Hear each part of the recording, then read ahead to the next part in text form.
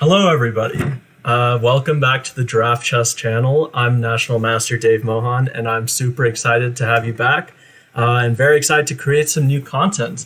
So, first of all, before I start, I want to give a huge shout out to everybody who subscribed to the channel. Every single subscription means the world to me, and I'm very excited to get rolling with this channel. So thank you for that. Also want to give out a shout out to my younger brother Bobby, who does all the stuff that makes the channel look nice. I can only move the pieces. And the third thing I'll say is that if you have a video suggestion, please drop it in the comments. And I do take that stuff very seriously, and I will definitely take it into account when making the next video. All right, so without further ado, this is going to be a standard chess video. So I'm going to be playing a 15-10 game on chess.com. That's 15 minutes for each side with a 10-second increment per move. And I'm going to try and explain all of my moves to you during the game and a little bit of analysis afterwards as well. The reason I was motivated to do this particular type of video was that a lot of people have trouble with planning. Everybody from the beginner level, like my student, to the advanced level, the master level, everybody has trouble creating plans. So hopefully in seeing me talk through how I plan in certain positions, you'll be able to improve your own strategic planning game as well. All right, let's get into it. Let me send out a challenge on chess.com. 15-10. Here we go. All right. So usually there are enough people online to get a game, and we got one against Paco Luis. Good luck to Paco Luis. So we'll start the game with 1d4. This is what I normally do. Oh, game aborted. No, Mr. Luis. Let's go for another 15-minute game. I think Paco Luis was just so afraid of the username Giraffe Chess that he instantly aborted the game. But that's okay. We have other opponents on chess.com to play against. Yeah, 1d4 was too scary. Okay, we have Clement 2800. So Clement is 1059. I know the rating gap is pretty big here, but in seeing how Clement plays and in seeing me explain my moves, you'll learn how to beat players at this level. I mean, assuming I win, which I hope is the case. So Clement plays the Queen's Gambit accepted, the QGA. After c4, he takes. That's what the Queen's Gambit accepted is. And now there are a couple of different lines. So e3 tends to be pretty tricky here. E4 is a line that I've played in the past. And knight to f3 is the third line. So I'm kind of deciding what to go for here. If I go for knight f3 and he transposes into some sort of Queen's Gambit declined with e6, then I can go into my favorite Catalan opening with pawn to g3. So I'm considering that, but I think e3 should be the most solid. I think I will just go for, this is a tough one. Don't want to think too much in the opening, but let's pick the right line. Okay, let's play more aggressively against Mr. Clement 2800. Hopefully he is not actually 2800 strength and will punish me for overextending. Okay, knight f3. Interesting. So he's getting ready to meet knight to f3. So with knight c6, he's getting ready to meet knight to f3 with bishop to g4, creating a pin on my queen. So what should I do to defend this pawn? If I go d5, my opponent might have knight to e5 defending. So what to do? If knight to f3, bishop to g4 pins the knight, then maybe I can go bishop takes c4 with some ideas that if he exchanges my knight for his bishop, I take back with my queen and I'm threatening mates on f7. So maybe this is the right way to go against our friend. Let's go for this. Knight to f3. And even if I decide not to go for bishop takes c4, I still have bishop to e3 in the position, just developing the dark square bishop and protecting this d4 pawn. It's important to note that if black ever swoops in and takes my knight, I'm more than happy taking with the g pawn, because that does two things. it supports the center, so I'm supporting this e4 square, and it also opens the g file for my rook. So two good things there. My opponent plays this e6, which I don't think is a very good move because the whole point is this bishop is trapped in. So you don't want to exclude any of the pieces from the party that is the game. I was taught that when I was very young. So let's bring our pieces into the party. Bishop takes c4. It's pretty common in the French defense to have this sort of bad bishop, but actually it's also incredibly common in the Catalan opening to have this bad bishop on c8 because Black plays the Queen's Gambit declined with 1 d5, 2 e6, and then the bishop on c8 is kind of trapped in. To be fair, there are more opportunities to develop it in QGD positions than in the French defense. But of course, I can show all of that after the game. If you don't know what I'm talking about, that's totally all right. So my opponent plays bishop to b4 check. All right, he's giving a check. Let's block with the knight. So the reason we block with the knight, we're not afraid if Black takes. If he takes, we take back. And like I was mentioning with this g takes f3 recapture, we have b takes c3, taking towards the center and thus strengthening our position. So he goes knight to f6. This is probably a wise choice by my opponent. Just developing a piece, getting ready to castle. Now I can consider castling myself, just gambiting a pawn. But just to be clear, my opponent's threat here is knight takes e4. So he wants to take my pawn because he's pinned my knight with his bishop. So what should I do about this? Bishop g5 is an option. If bishop to g5, then he kicks my bishop away with this h6 move. I go back to h4 and he goes g5, and maybe he's winning a pawn, but it does come with certain costs. I know it's a very thematic idea in these sorts of positions to just sacrifice the pawn. So that's what I'm very tempted to do here. Just castle, give up the pawn on e4, maybe even give up the pawn on c3, and just go for an all-out attack. That seems like the most tempting option. In fact, I think I'm going to do it. In this position, I don't have all the moves planned out. I don't see checkmate. I just know intuitively that, okay, my opponent isn't castled yet and is going for pawns with keeping his king in the center. And another important thing is that I have this really important diagonal for my bishop, the a3 to f8 diagonal. So not only do I have the two bishops, but I have a good way to use the two bishops, which is equally important. So my bishop on c4, pretty good. Not the best piece in the world, but pretty good. It can come back to d3 anytime.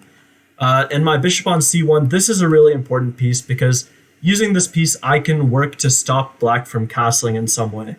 So I'm already considering moves like bishop to a3, but also considering just protecting my c3 pawn. So we'll see what happens. I guess. Let me do some more quick calculation.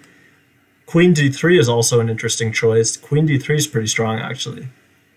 Okay, I'm going to go for queen to d3, and the reason I do this is because I could play bishop a3 right away, but it's possible for my opponent to come back with knight to d6 and stop me. Now it's a little harder for him to stop me from doing this bishop a3, so I might just go for it. Bishop a3 stops him from castling. Do I have to worry about any knight a5? I'm not sure if I have to. Knight a5 threatening to trade off the bishop. Maybe bishop b3 is also solid. Bishop b3 has the idea of rerouting to c2. I actually rather like that. So if my opponent castles here, which seems like a very natural move, maybe the best move in the position, then I go bishop c2, and I'm setting up this queen and bishop battery on the diagonal, getting ready to create threats on the h7 pawn with checkmate. So my opponent really has to figure out what he wants to do here. I don't really think trying to castle queenside is a better alternative for him, just because the b file is open, so my rook can swing to b1 and attack the file at any time, which is why he goes for castles kingside. And now my bishop, even though Black's light square bishop is pretty bad, my bishop is kind of hitting a wall over here. The e6 pawn and f7 pawns, sort of block my play, so I'm going to bring it to a better diagonal. And now with the queen and bishop lined up like this, like I mentioned, I have a lot of threats over here. So I won't be too surprised to see my opponent play some sort of h6 move here. But nevertheless, we have a pretty good position. Okay, so g6. Usually g6 in these sorts of positions is not a good idea, especially in the position my opponent currently has, because he doesn't have a dark square bishop. So without a dark square bishop, we have to ask the question, who is left to defend these squares? So black doesn't have a piece to defend the g7 square or the e7 square or even the g5 square. So we can go for something like bishop to g5 pretty comfortably. King to g7 will probably be played, going for this sort of idea to defend the knight, but I'm not completely convinced by this. I think the dark squares are very weak for black in this position. If king g7, I'm thinking maybe queen to e3, with the idea that after king g7, queen e3, we can assault the dark squares even more with bishop to h6. And our opponent is going to be in a lot of trouble if this happens, just because the dark squares are much more important than a pawn here. Okay, so Mr. Clement, 2800, goes for bishop to d7. Now there are a couple of options. Actually, the most appealing option looks like knight to e5. And knight e5 comes with the powerful idea. Number one, we're threatening to play bishop takes f6, followed by knight takes d7, removing the defender. It's kind of a unique, odd remove the defender tactic, but in this case it works. And maybe on your own, try and see if you're at the very beginner level, try to pause your video and see why after knight e5, black can't just take the knight on e5, knight takes e5. So I'm going to go ahead and play it. My opponent struggles to make any move like this. I'll go ahead and reveal why now. If he plays any sort of knight takes e5, now d takes e5 adds pressure to the pin, and there's actually no way to break this pin. The bishop on g5 is just relentless. It puts black in a very, very tough spot, and it's really tough to defend this position. I'm actually unsure of what black is going to do, because knight e5 also creates another threat. Other than knight takes e5, d takes e5 winning, we also have knight to g4 coming back and threatening to just win the knight outright.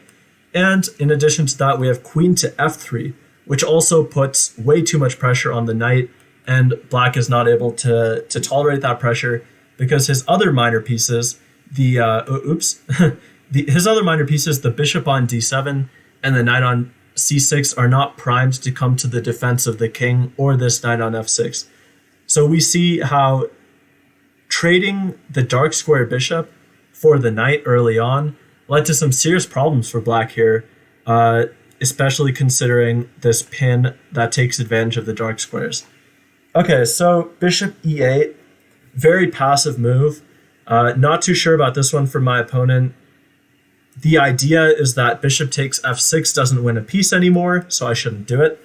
But we have some other very enticing possibilities here. Namely, queen to f3 looks totally winning. So queen to f3, there's really no way for black to defend. We're putting a lot of pressure on this f6 knight. So after queen to f3, knight takes e5, d takes e5. We have an absolute pin on this knight on f6. And there's no way for black to break it. There's no sneaky queen to d2 attacking the c2 bishop. I'll show that one in the analysis afterwards, but queen d2 falls to the simple bishop takes d2. That's the type of tactic black would need in this sort of position, but it's not available. So let's go for queen to f3, putting a lot of pressure on this f6 knight. Now, the only move that defends the f6 knight is king to g7. So after king to g7, we have one final blow that really ends the game, and that's knight to g4. So king to g7, we have knight to g4, and if he allows us, we might not even take the knight right away, but we can play bishop h6 check, king moves, and knight takes f6. So just to clarify, for those of you who aren't really at the level yet where you're visualizing everything, That's completely fine. I was mentioning this line, king to g7, now knight g4. After knight g4, if my opponent plays some random move, let's say a6, then I would play bishop to h6. The king would move, and then I'd take the knight on f6. So that might still be a little blurry for you, but I'm going to play it on the board. Knight to g4 adds a lot of pressure to this knight on f6, and that pressure is unsolvable for black. This pin is just too much. Black's best move is probably to, I want to say, to give up this queen for free just by taking on g4, allowing me to take the queen on d8, and then I'll simply be up a queen for a minor piece.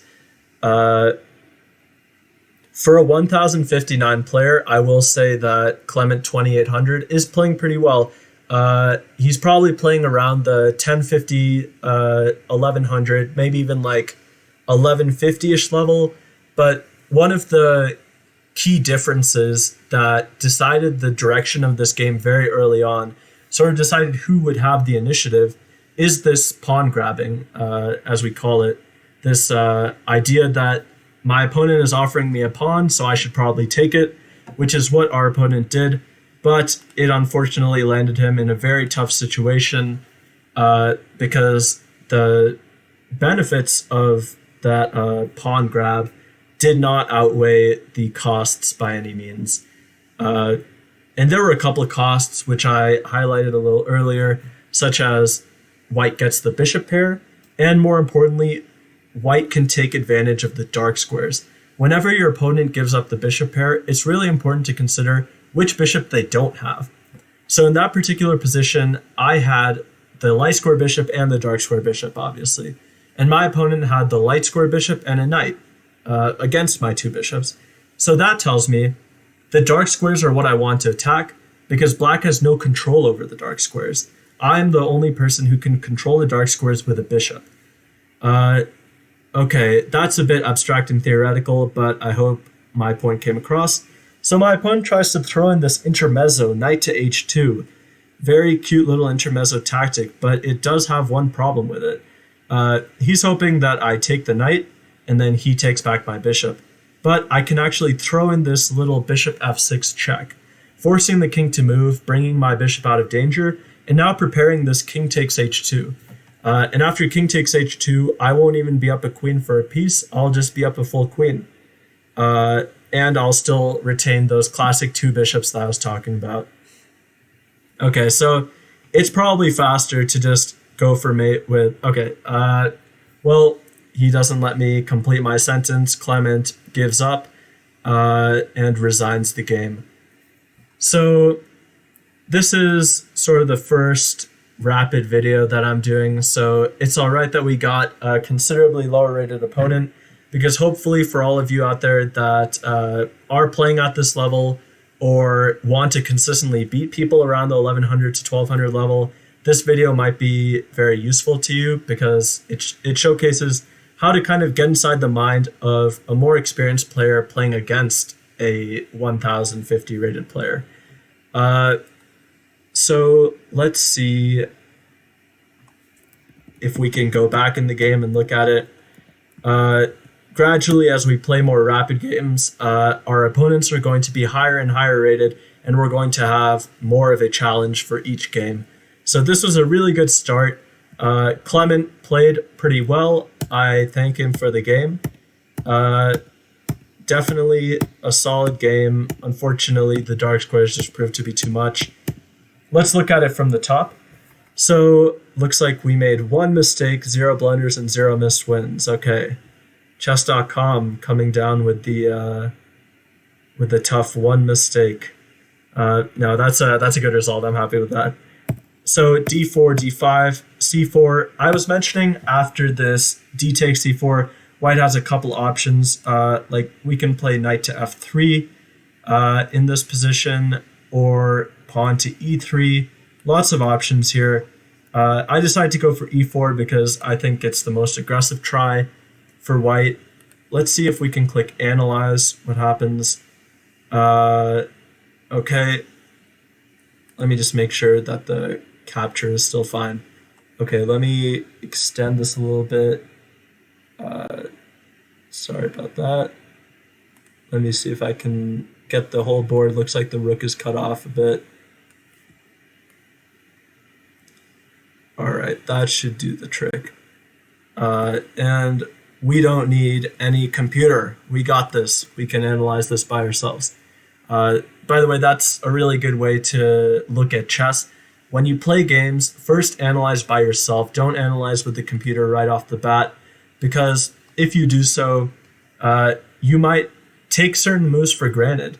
If you analyze yourself first, and then you look back and see what the computer says, then you'll truly understand the computer recommendations for the strength that they possess. For example, the computer might suggest some brilliancy, and after seeing it played over the board, you might think, oh, that's just a normal move. But if you play over the game yourself first and then look at the computer, you'll appreciate the move a lot more and get a lot better for it. So the Queen's Gambit accepted. A good amount of players in Arizona, where I grew up, play this opening, but I'm not entirely convinced of its strength.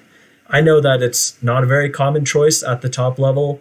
I'm trying to remember who was playing it a little while back. I think it was Fabiano Caruana who was playing this Queen's Gambit accepted. Maybe he even had a game at the Olympiad. I'll have to double check that. But some strong players have gone for it, but it's not a very common option at the top level. E4, just going for the center, and knight c6. So knight to c6, I was debating what to do here. Queen's Gambit accepted theory isn't really something I study too much, admittedly. Spend more time on the main lines, but it's definitely a solid opening if black knows what they're doing. So knight to f3 was played, and pawn to e6. So chess.com gives this move as an inaccuracy. And the reason why is because, like I said, you're sort of entombing this bishop on c8. The bishop really wants to get out of the pawn chain before you play a move like e6. So a move like bishop to g4 here is better because you're establishing a pin on the queen, and you're setting up some threats of bishop takes f3, I'd take back with the g-pawn, and now some piece takes on d4, whether it's the knight or the queen, doesn't matter too much, but queen takes d4 is in the position. So bishop to g4 seems like a much better move in this position, because now after e6, our bishop isn't trapped in anymore. So here I was planning on playing this bishop to e3 move, just keeping the center pawns as they are, solid, and getting ready for bishop takes on c4. If black takes, I mentioned that I was going to take with the g-pawn, and I said that this sort of position is completely okay for white. Some beginner to intermediate players, and I know this is true, this was true of me when I was at that level, but some beginning to intermediate players fear doubled pawns. They don't really like to take on doubled pawns because they think, oh, I had pawns that were doing two different things on the F and G files, and now my pawns are basically stuck in front of and behind each other, sort of like superfluous pawns. They both want to be on the F3 square, but only one of them is. However, there's some serious benefits to having the doubled pawns.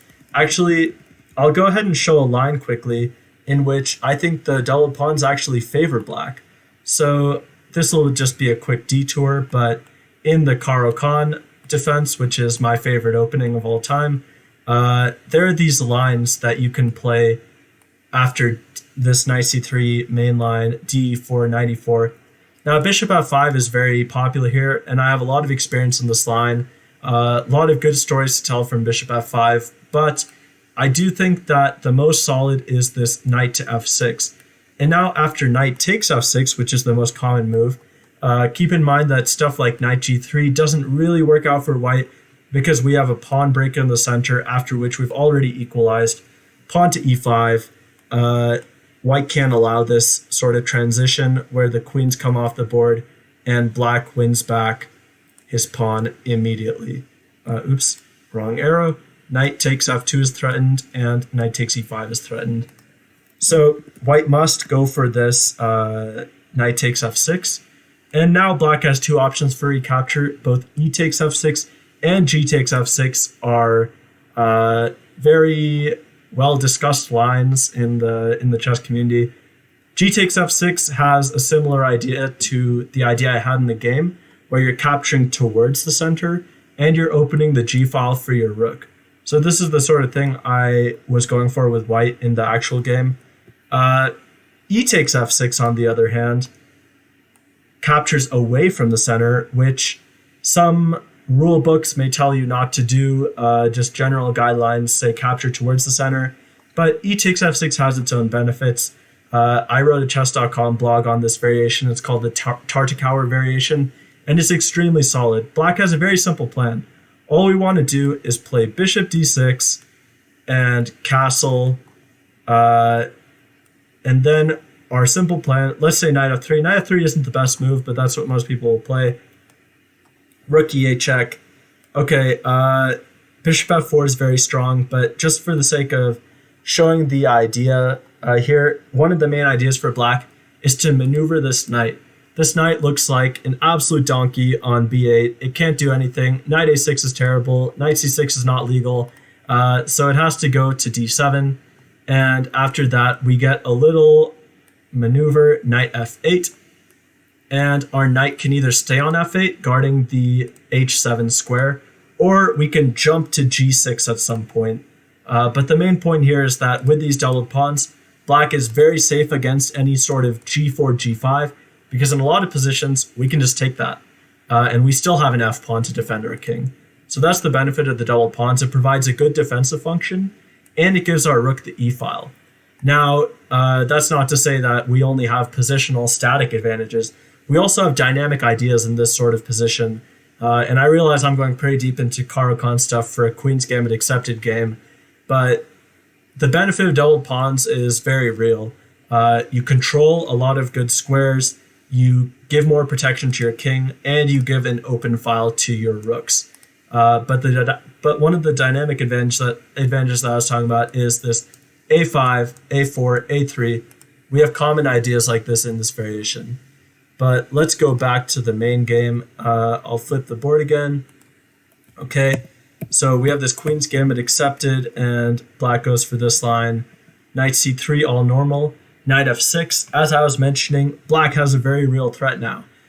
We can't just sit idly by, play some random move like queen to d2, because queen to d2 falls to knight e4, and we're already getting into a bunch of trouble with this pin right here. So we don't want to do anything like this. Queen d2 was a really bad move, exaggerated for effect, but just to prove the point that knight takes e4 is a real threat here. Now, noting that this was a real threat present in the position, I just sort of decided that I was going to gambit the pawn. I know Simon Williams, the notorious Ginger GM, or famous, I should say, not notorious, he says it's just a pawn, right? It's just a pawn. Don't worry about it. In this case, it's a very good pawn. It's our central e-pawn, but we're still willing to give it up because the advantage of black taking this pawn, as we see in the game, is giving up the two bishops. And now black snags the pawn, but he doesn't really have enough play here to justify the fact that he's taking the pawn. He doesn't have enough defensive resources. And in this position, I'm confident that white is already better, despite the fact that white's down a pawn. And one of the reasons that I was highlighting is that we have this bishop a3 idea in the position. Bishop a3 controlling the a3 to f8 diagonal. And what's the most important thing that this move does? Well, it stops black from castling, and that's really important. So I think I could have honestly played this move right away. I didn't have to play queen d3. Bishop a3 is also a very strong move. And if knight d6, like I was worried about, I think the position is still very solid. Maybe bishop to d3, and now both bishops are looking like absolute monsters on their respective diagonals. Black really has to watch out for any tactics against the king. In these sorts of variations, there's the common Greek gift tactic that doesn't quite work in this position, but just something to be aware of. White sometimes has these sorts of tactical ideas with bishop takes h7, king takes h7, and a potential knight g5. Like I said, in this position, it doesn't really work because our knight on g5 isn't defended, but that's a common tactical motif to look out for, especially when your opponent has moved their knight away from f6 or the knight on f6 has been traded, because then there's no way to hop back in and defend. Uh, all right, but in the game, I went for this queen to d3 idea, which I thought was very powerful because now it may look like this bishop is sort of ridiculous here, but the plan is to maneuver it. The idea is to go bishop to b3, and after castles, bishop to c2. So our bishop, which wasn't really such a great piece on c4, after some rerouting becomes an animal on the c2 square. Now, one common thing in chess, especially amongst intermediate and even some 2000 plus rated players, is that they might see a piece like the bishop on c4 and think, oh wow, that's a really good piece. I put my bishop on c4. And that's one of the most active squares for it. Look at the Italian game and things like that. But not every piece that looks good necessarily is good. In this case, our bishop is hitting against the e6, f7 wall. And what we really need in this sort of position is an open diagonal. Now, this bishop is doing its job, I'd say. It controls one major diagonal, the c6 to h6 diagonal, and also threatens to control an even more crucial diagonal of a3 to f8. And this would be disastrous for black because he wouldn't get to castle. So bishop to b3 to c2 improves the good-looking bishop on c4 to the even better c2 square. Now pawn to g6 is played, and like I said, seeing this move gives me a really bad taste in my mouth. It really does not look like the right move in this position because white has the two bishops. And when you have the two bishops, I was mentioning that you have to look at which bishop your opponent doesn't have. The most common two bishops game will be two bishops versus a bishop and a knight, which we have here, two bishops versus a bishop and a knight. And notice that of the two different types of bishops, light square and dark square, the type that my opponent doesn't have is the dark square bishop. Therefore, anyways, even without our opponent playing g6, we should be looking to play on the dark squares. And bishop to g5 does just that, plays on the dark squares. Okay, bishop d7 and knight e5, I was talking about this tactic. Let me just briefly explain the tactic I was talking about for those of you that weren't able to visualize it during the game.